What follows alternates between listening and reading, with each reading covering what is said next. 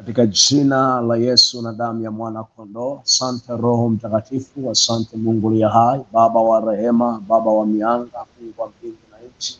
Hakuna mwingine kama wewe Bwana, hakuna mwingine zaidi yako. Umetukuka, umeinuliwa, wewe ni Alfa, wewe ni Omega, wewe ni mwanzo, wewe ni mwisho. Jehova Nisi, Jehova ile, Lishadai, Erigibo, Bobo, Santari ya Magadaya, Rido Zondo Makaparadia Makataya. Baba, asante kwa neema hii, asante kwa ukuu wako, asante kwa uwezo wako, katika jina la Baba na la Mwana na Roho Mtakatifu, amen. Msikiliza, ni mimi mchungaji Mwalimu Lamson Imani Mwampamba, ninakuletea mfululizo wa siku ya 3 ya ujumbe unaosema jinsi tatu kavu ilivyogeuza maisha yangu. Jana ujumbe mkubwa, ziko shuhuda zangu binafsi, ziko shuhuda kwenye maandiko matakatifu, ziko shuhuda za watu wengi kwa habari ya nguvu ya tatu kavu. Ninamtukuza Mungu kwa ajili yako kwa kuendelea kufuatilia mafundisho haya na masomo haya yanayoendelea kwa njia ya mtandao hii, kwa njia ya YouTube, kwa njia ya Facebook, na unaweza pia ukafuatilia online yangu pale, ukalike ile akaunti yangu ya YouTube, naenda kwa jina la Pastor Imani Lamson Mwampamba, kwa subscribe, like na ukashare zile jumbe ambazo ziko kule ndani. Ziko kule video kadha wa kadha ambazo ni za mwaka huu, zingine ni za miaka mingine iliyopita. Kwa hiyo unaweza ukaingia kule kwa nafasi ya kujifunza. Asa, tuendelee na sehemu ya 3 ya ujumbe huu wa jinsi tatu kavu ilivyogeuza maisha yangu. Tuliangalia mfano wa kwanza, ule mfano wa Esther na Wayahudi walivyoomba jinsi Bwana alivyowaonekania. Sema tatu kavu inafanya mambo kadha wa kadha. Tuliangalia mambo manne. Jambo la kwanza tukasema tatu kavu inakuwa inaachilia ujasiri ndani ya mtu, ni pia inageuza zile hukumu zilizo juu yako zinakuwa juu ya watesi wako. Ndio tukasema kwamba tatu kavu inaleta kibali mbele ya wanadamu, mbele ya wakuu walio mbele ya macho yako. Pia tukasema tatu kavu haizuiliwi na sheria, inaenda zaidi ya sheria, haizuiliwi na kanuni, taratibu, miiko, protocol za kawaida, inavuka mambo ya namna hiyo. Hiyo ndio nguvu ya tatu kavu. Bwana Yesu asifiwe sana. Sasa tuangalie leo sehemu nyingine ambayo ni mfano wa pili, mfano wa Sauli. Huyu Sauli ni Sauli wa Agano Jipya ambaye baadaye aliitwa Paulo, yule aliandika zile nyaraka ambazo tunazisoma kwenye Biblia Agano Jipya. Huyu alikuwa ni mtu ambaye ana hali fulani ya maisha. Tunajua alikuwa ni Myahudi ndio, lakini alikuwa ni mtu wa Mafarisayo huko. Alikuwa ni mtu ambaye analitesa kanisa la kwanza, ni mtu ambaye alifunga watumishi wa Mungu wengi wa kwanza, alisika. Lakini pia ni mtu ambaye pia aliua baadhi ya watumishi wa Mungu ambao walisimama madhabahuni ili kuhubiri kweli ya Kristo. Asa siku moja alikuwa amepewa nafasi ya kwenda kufanya misheni ya kwenda kuua watu maeneo ya huko Dameski. Akawa anaenda huko, para ghafla akiwa njiani kuna mambo yalimtokea. Hayo ndio ambayo nataka tuyaangalie na jinsi gani yalivyogeuza maisha yake. Tuangalie kwa hiyo kwenye mambo yale tunayoangalia. Tunaangalia leo jambo la 5, matokeo ya 5. Tokeo la 5 linalotokea mtu anapokuwa anafunga maombi ya tatu kavu. Jambo la 5 ni kwamba hugeuza utu wa mtu. Maombi ya tatu kavu yanaweza kugeuza utu wa mtu. Hapa nasema kwamba mtu, mambo ya kale yamepita, tazama yamekuwa ni mapya. Maombi ya tatu kavu yana nguvu ya kugeuza utu wa kale. Maombi ya mifungo yanaweza kugeuza utu wa kale, utu mbaya ukawa ni utu mwema, utu wa kale ukawa ni utu mpya, na utu wa asili ya dhambi ukawa ni utu mtakatifu. Utu wa Sauli wa asili ulikuwa sio utu mzuri, ulikuwa ni utu mbaya. Isoma Matendo ya Mitume sura ya 9 ule mstari wa 1 na wa 2, anasema lakini Sauli akazidi kutisha na kuwaza kuwaua wanafunzi wa Bwana. Akamwendea kuhani mkuu, akataka ampe barua za kuenda Dameski zilizoandikwa kwa masinagogi, ili akiona watu wa njia hii ya kumcha Bwana, waume kwa wake, awafunge na kuwaleta Yerusalemu. Bwana Yesu asifiwe sana. Kwa hiyo hapa tunaangalia jinsi gani maombi ya mifungo ya hizi kavu yanavyoweza kugeuza utu wa mtu wa kale. Tunaona hapa utu wa kale wa Sauli alikuwa ni mtu ambaye anatisha. Ni mtu ambaye alikuwa anatisha. Ni mtu ambaye alikuwa ana mawazo mabaya. Ni mtu ambaye alikuwa anatesa watauwa, anachukia watumishi wa Mungu.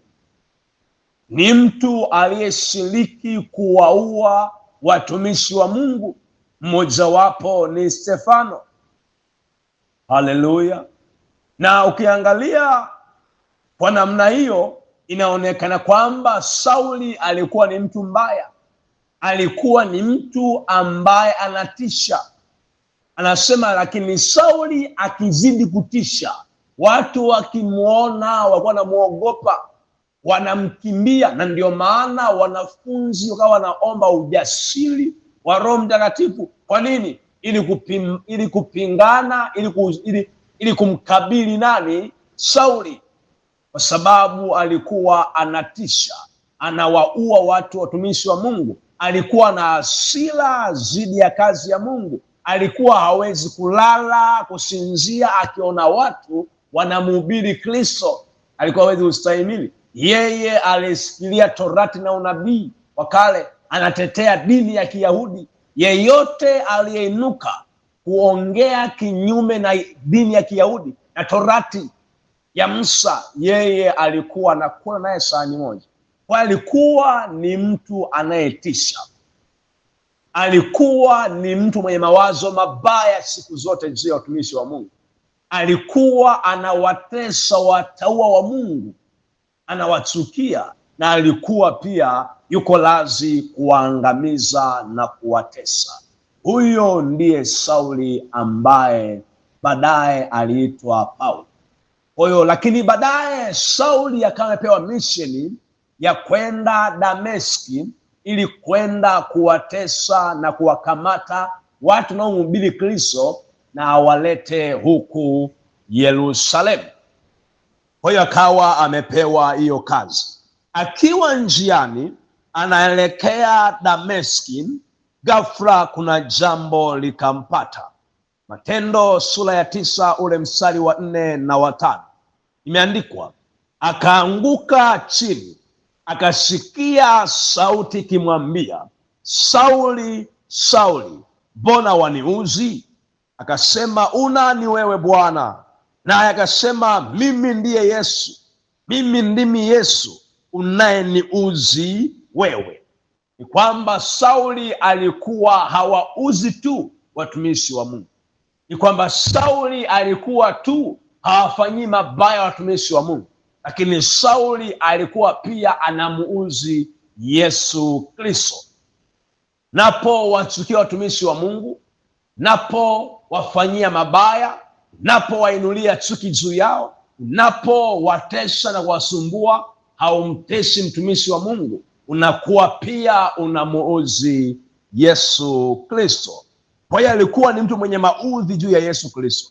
Sauli akiwa anaenda Dameski, akiwa anatembea kwenda huko mahali hapo, akajikuta ghafla anaingia kwenye uwepo wa Mungu, akajikuta ghafla anaingia kwenye nguvu za Mungu, akajikuta ghafla anatiwa nguvuni na Yesu Kristo.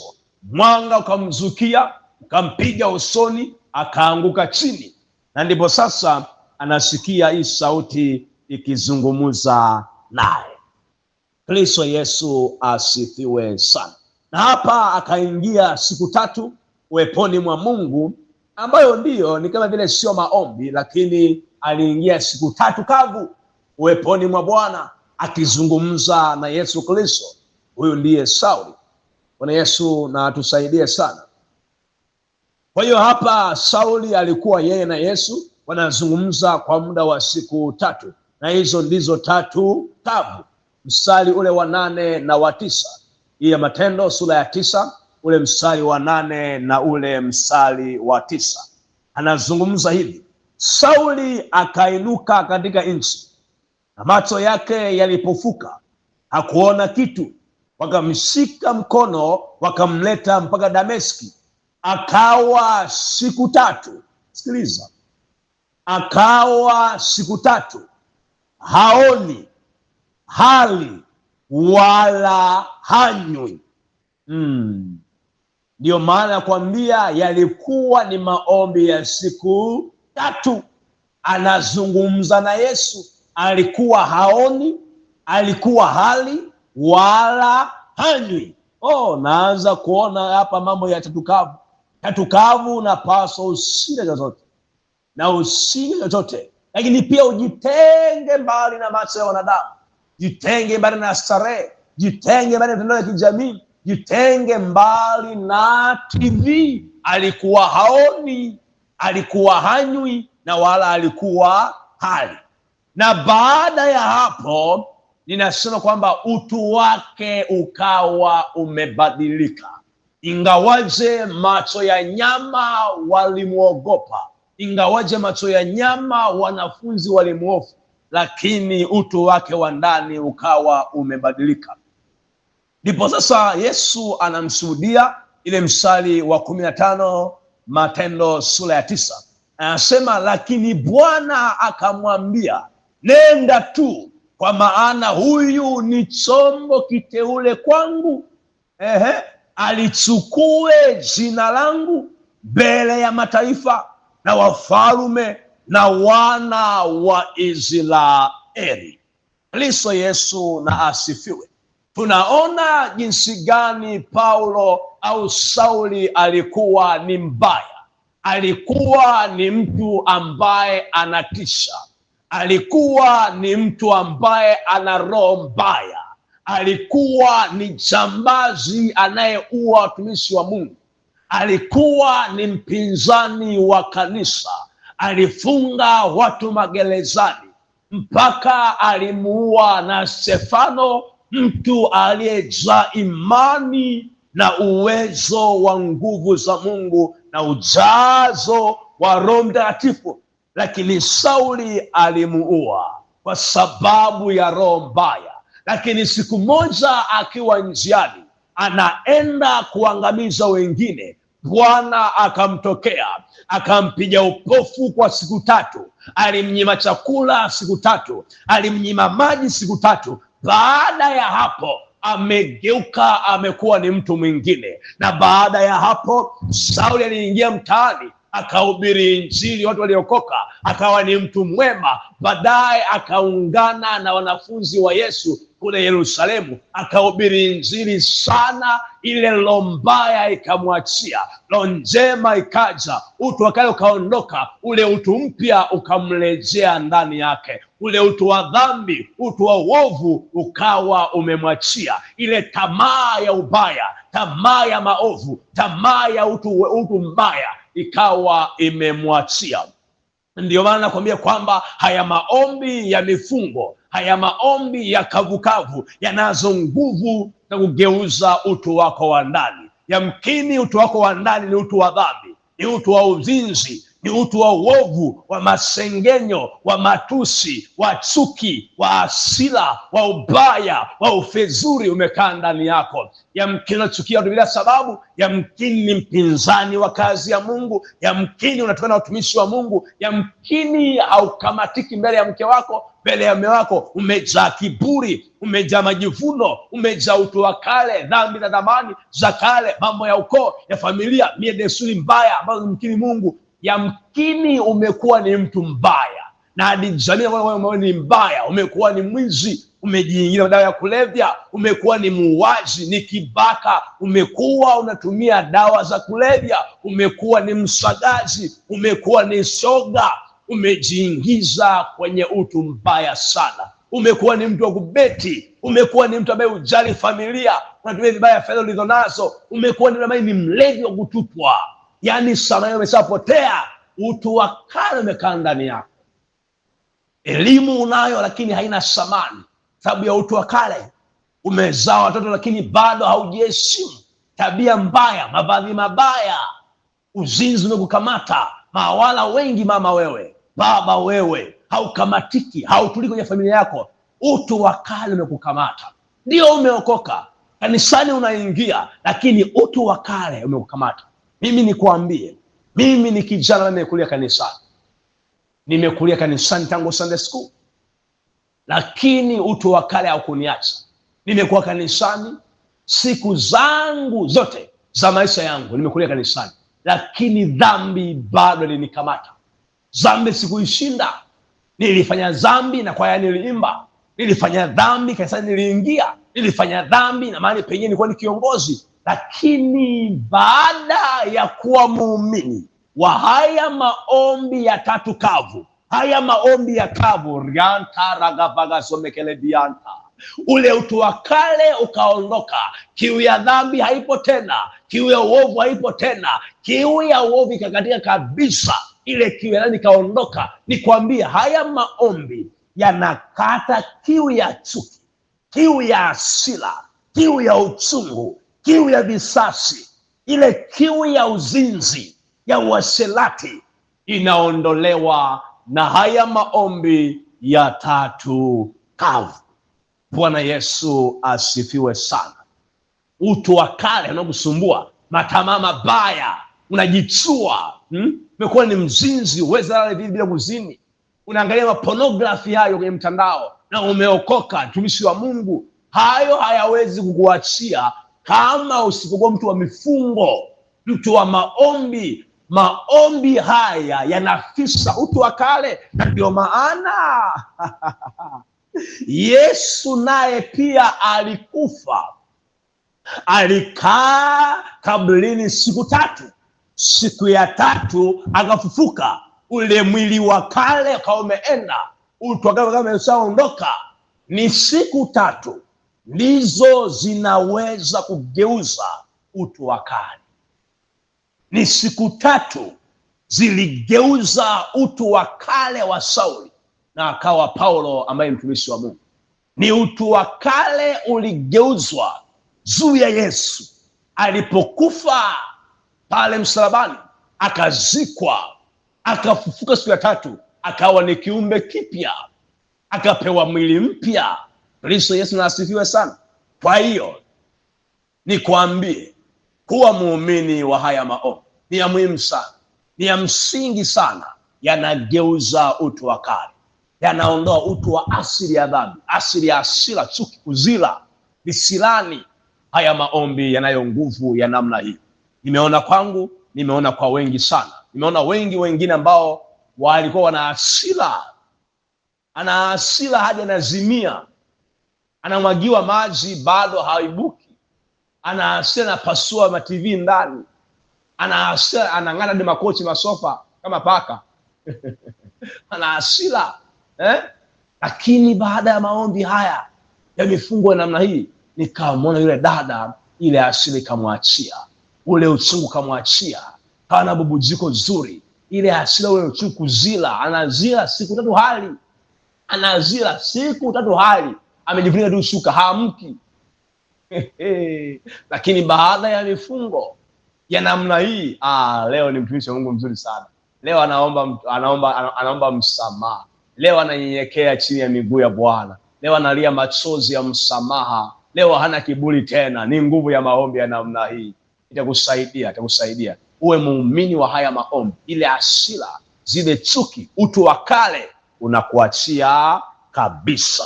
Bwana Yesu asifiwe sana. Jambo la sita, haya maombi yanarejesha hatima ya mtu. Haya maombi yanamrejesha mtu kwenye hatima yake.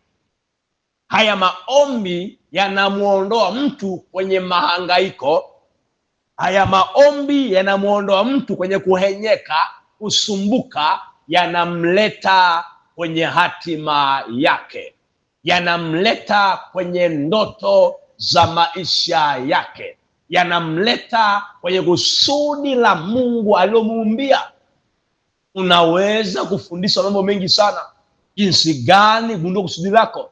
Unagunduaje? Fanya kile moyo unapenda. Unagunduaje? Fanya kile ambacho Mungu amekuambia. Amekwambiaje? Kujisikia ndani yako una furaha, una amani, fanya namna hiyo.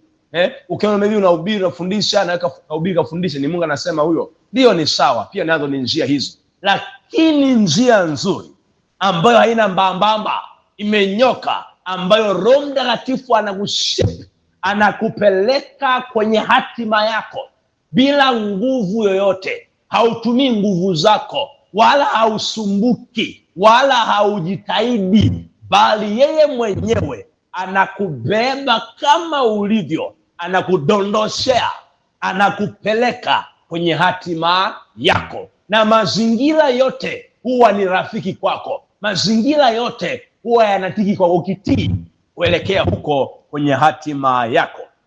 Tunamuona Sauli baada ya haya maombi anatambulishwa. Ile Matendo 9:15 anasema hivi, lakini Bwana akamwambia, nenda tu, kwa maana huyu ni chombo kiteule kwangu, alichukue jina langu mbele ya mataifa na wafalme na wana wa Israeli. Sauli alikuwa anachukua jina la Kiyahudi, jina la dini, aliacha jina la Mungu. Lakini baada ya tatukavu hii, baada ya hapo, Mungu anamwambia huyu tangu nimemuumba ni kwamba alichukue jina langu, isipokuwa adui aliingia ndani yake, kwa lazima nimpige tatukavu ili ugeuza utu wa kale uondoke, uje utu mpya. Baada ya hapo nimpeleke kwenye ile hatima yake aliyokuwa nayo tangu kuzaliwa. Na ndipo hapo sasa Sauli anapelekwa kuhubiri Injili. Kristo Yesu na asifiwe. Mahali hapo Sauli sasa anaanza kuishi. Mahali hapo Sauli sasa anaanza kumfurahisha Mungu. Haleluya, haleluya. Mimi niwaambie na ushuhuda, mimi nilikuwa sio mtumishi wa namna hii. Ndiyo, nimekulia kanisani tangu mtoto, nimebatizwa, kila jambo nimefanya, nimefundishwa kuhubiri, kufundisha ningali mtoto. Nimekuwa ni kiongozi sehemu kubwa sana, nyingi sana. Ningali shule ya msingi ni kiongozi kanisani, hadi sekondari, ninaenda advance chuo kikuu, hadi leo ni kiongozi. Lakini huko nyuma nilikuwa niko kwa namna ya kawaida sana. Mimi nimesoma, ni mwalimu wa taaluma na shahada ya walimu. Na baada ya hapo mimi nikawa ni mtu wa biashara nyingi sana, nimefanya biashara nyingi sana. Na mimi pia nimekuwa ni mtu mwanasiasa. Kwa mimi hatima yangu niliona kwamba mimi ni mwanasiasa.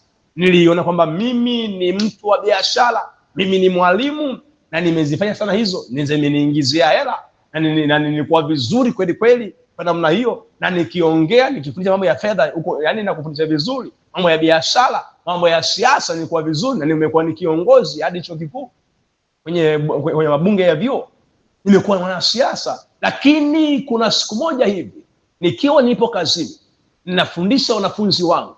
Ile taasisi ilikuwa ni taasisi ya elimu, ni shule, na ilikuwa na kanisa mahali hapo, na mimi nikana wafundisha wanafunzi mambo ya kanisani, na wale wanafunzi wale wa PC, wale wa QTPC, wale watu wazima wale, na walea kama mwalimu wao, kama bia mchungaji wao, mambo ya kiroho. Na baada ya hapo pale kanisani wakatangaza mfungo na kambi ya maombi ya siku 3. Mimi sijawahi kufunga kweli namna hiyo kavu. Ndio nimewahi kufunga, ndio masaa 12, masaa 24 kavu, nimewahi kufunga, lakini masaa 72 kavu, 3 kavu kwa sijawahi kufunga, ila ikatangazwa na mmoja babayo wapi pale kanisani. Sasa kwa sababu wanafunzi wangu wanaenda, hapana, bora vitu na mimi niende, sababu ni aibu viongozi watoto wangu wanaenda mimi kiongozi nisiende. Hii ni aibu, sio jambo jema. Na niwaambie nyinyi ambao ni viongozi wa kanisani mwenu, sio jambo zuri waumini wanaenda kwenye maombi, wewe kiongozi hauendi. Unaelewa? Unaowaongoza wanafanya jambo la kiroho haufanyi, hauendi. Ni kiburi hicho. Huo ni utu wa kale. Kwa mimi nikanifanya nini? Nimeungana nao. Nikawa nimefanya nini? Nimeenda. Tena tulienda Bagamoyo. Bagamoyo huko ndani huko. Ukwani Berlin huko. Enda huko. Tulivyoenda kule tukaanza kuomba. Tunaomba. Nakumbuka siku ile ni Jumamosi. Nikaomba sana. Nilikuwa na kiu ya ujazo wa Roho Mtakatifu, nikaomba. Baada ya hapo nikashikiwa na nguvu za ajabu sana ndani yangu. Baada ya hapo nikaanza kunena kwa lugha mpya ambayo sijawahi nena tangu nimekuwa kanisani miaka zaidi ya 30. Sijanena. Baada ya hapo nikaanza kunena ndimi mpya. Na baada ya hapo tukamaliza ile kambi ya maombi. Tulivyorudi kwenye uraiani huko, baada ya hapo nikaanza kazi ya huduma, nikaanza kuhubiri, nikawa na kiu ya kuhubiri online, mtandaoni, nikaanzisha huduma ya KMH, kijana maisha na huduma. Nikafanya concert za huduma hiyo, watu wakaja wengi, kibali kikubwa, nafundisha, natumia fedha zangu, gharama zangu, nikawa na kiu kubwa ya namna hiyo. Nikaanza mahubiri ya mtandaoni humo, kuandika Facebook huko, naanza kuandika, naanza kuhubiri mikate ya kila siku. Mikate mingi sana nimeihubiri, mingi mno, zaidi ya 100 ngapi nimeihubiri, nimefundisha huko. Ndio kwenye magrupu mengi ya WhatsApp huko, nikawa nahubiri, nikaingia mtaani kuhubiri na kisipika, mimi na kisipika ninahubiri. Majira ya corona, mimi sikuogopa corona, nilihubiri injili. Yaani kama vile ukichawa Roho Mtakatifu ndani yangu, utu umegeuzwa. Biashara nikaiacha, nikafunga biashara. Siasa ndio nikaitupilia mbali kabisa, nikaiacha. Baada ya hapo nikaendelea na ualimu wa shuleni na kuhubiri injili, lakini baadaye pia na ualimu pia nao nikauacha ualimu, nikaandika kazi ya kuacha ajira, nikaiacha. Baada ya hapo nikaendelea utumishi wa Mungu, kuhubiri injili, ndo hadi leo inakamilika. Mimi kama nani? Kama mchungaji. Hadi leo naitwa mchungaji, nachunga kanisa ya watu, na wahubiria, na wafundisha, na waelekeza njia ya Bwana. Lakini yote hayo ni siri iliyoanza kwenye maombi ya 3 kavu. Mimi Bwana alirejesha hatima yangu kwenye maombi ya 3 kavu. Sauli pia naye Bwana alimrejeshea hatima yake, alimhamisha kwenye mahangaiko, kazi za duniani, akamleta kwenye hatima, kwenye kazi ya mtumishi wa Mungu. Na vivyo hivyo mimi pia nami Bwana alinifanya namna hiyo. Alinitoa kwenye magereza huko, alinitoa kwenye kazi zingine huko, mpaka nikateja mimi mwenyewe peke yangu nikaviacha, na nikawa na amani kabisa. Hakuna mshahara mwisho wa mwezi, hakuna kazi hapa, natumika madhabahuni basi peke yake. Hadi leo ninamtukuza Mungu.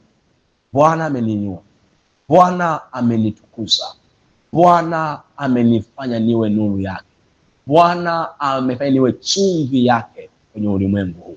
Bwana Yesu na asifiwe sana. Lakini yote hiyo ni siri ya maombi ya 3 kavu.